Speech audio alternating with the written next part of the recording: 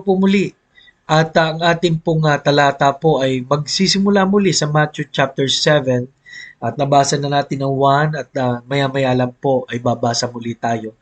At 5 puntos po, ngayon 5 sunod-sunod na araw ay ang katapatan ng Diyos at pinakita po ito ng Matthew chapter 7.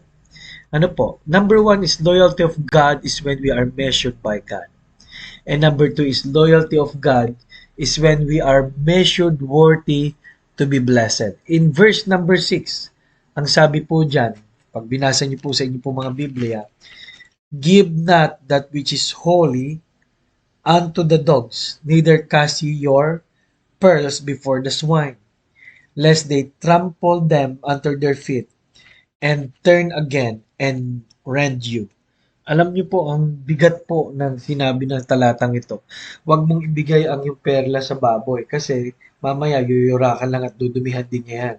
Ibig sabihin, may mga hindi po karapat-dapat sa biyaya ng Diyos, sabi rito, no? Pero salamat tayo po ay ginawang karapat-dapat ng Panginoon, no?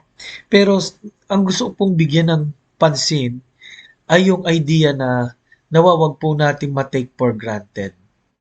Halimbawa po, sa unang pagkakataon, na tayo po ay matagal na sa church, no? Yung karamihan po sa atin lalo po sa Christian church ay halos doon ay pinanganak. Pero unang bagay po, kahit doon po tayo pinanganak, kung hindi pa po natin talaga tinanggap si Kristo bilang Panginoon na tagapagligtas, ay baliwala po yun, ano?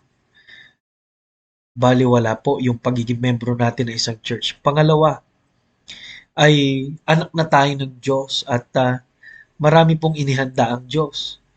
Wag nawa sanang tayo na ang binigyan ng pagkakataon ay hindi pa natin nakikita na pinagpala tayo ng Diyos mula sa mga spiritual hanggang sa marami pang bagay.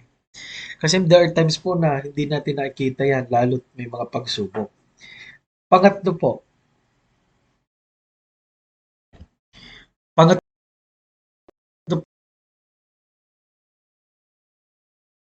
loyalty of God is when we are measured worthy to be blessed.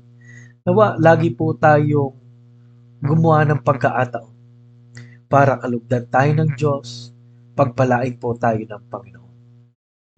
Kaya yan po ang ating mensahe, no? Salamat po sa katapatan ng Panginoon.